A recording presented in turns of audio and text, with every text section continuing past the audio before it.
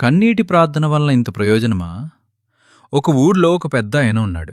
ఆయన్ని ప్రేమించేవాళ్లు గాని, పట్టించుకునేవాళ్లు గాని, ఆదరించేవాళ్లు గాని ఎవరూ లేరు. అతడు చాలా మంచి మనసు కలవాడే గాని, అండగా నిలబడేవాళ్లు ఒక్కరూ కూడా లేకపోయేసరికి ఒంటరితనము తట్టుకోలేక దిగులుతో ఏడుస్తూ ఉండేవాడట.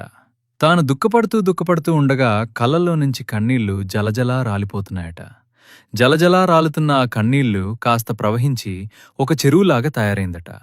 ఆ విధంగా చెరువు ఏర్పడేసరికి ఆ చెరువులో నీళ్లు త్రాగటానికి పశువులు, జంతువులు వచ్చేవి. ఈ లోపల చెరువు చుట్టూ గడ్డి కూడా చక్కగా మొలిచింది.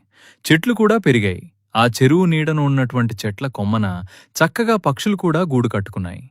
ఆ చెరువు దగ్గర ఉన్నటువంటి ప్రతి జీవి ఎంతో ఆనందంతో ఉంటున్నాయి. ఇదిలా ఉండగా ఎప్పుడూ ఏడుస్తూ కన్నీరు కార్చే ఆ పెద్దాయన ఒకసారి కళ్ళు తెరిచి చూస్తే తాను కార్చిన ఆ కన్నీటి వల్ల ఒక చెరువు ఏర్పడేసరికి, అయ్యో, ఇంతగా ఏడ్చి ఇంతగా కన్నీళ్లు కార్చానా? ఈ విధంగా నేను కన్నీళ్లు కార్చడం వల్ల ఏమిటి ప్రయోజనం అని చెప్పి కన్నీళ్లు కార్చడం మానేశాడట. ఎప్పుడైతే పెద్దాయన కన్నీళ్లు కార్చడం మానేశాడో ఆ చెరువు నెమ్మదిగా ఎండిపోవడం మొదలైంది. ఆ విధంగా చెరువులో ఉన్న నీళ్లు ఎండిపోయేసరికి ప్రతి జీవి అల్లాడిపోయింది. మన జీవితాలు చాలా ఆనందంగా, సంతోషంగా ఉండేవి. ఇప్పుడేమిటి ఇంత కష్టం, శ్రమ వచ్చింది?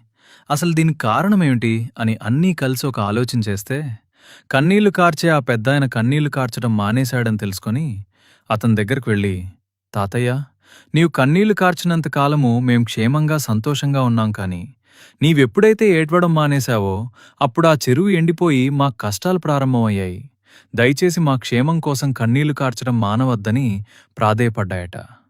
మన బిడ్డలు క్షేమంగా ఉండాన్నా, వారి యవ్వన ప్రాయంలో పాపానికి దాసోహం కాకుండా పరిశుద్ధముగా దేవుని బిడ్డలుగా రోషం కలిగి జీవించాలన్నా, నశించిపోతున్న మన బంధువులు, స్నేహితులు ప్రభువు సన్నిధికి వచ్చి సత్యాన్ని గ్రహించాలన్నా మనం వారికోసం ప్రతిరోజు కన్నీటి ప్రార్థన చేసేవారముగా ఉండాలి. మీ నిమిత్తము, మీ పిల్లల నిమిత్తము ఏడ్వుడి. ఈ కథ మనకొక గొప్ప సత్యాన్ని గుర్తు చేస్తుంది. మన కన్నీటి ప్రార్థన వ్యర్థం కాదు.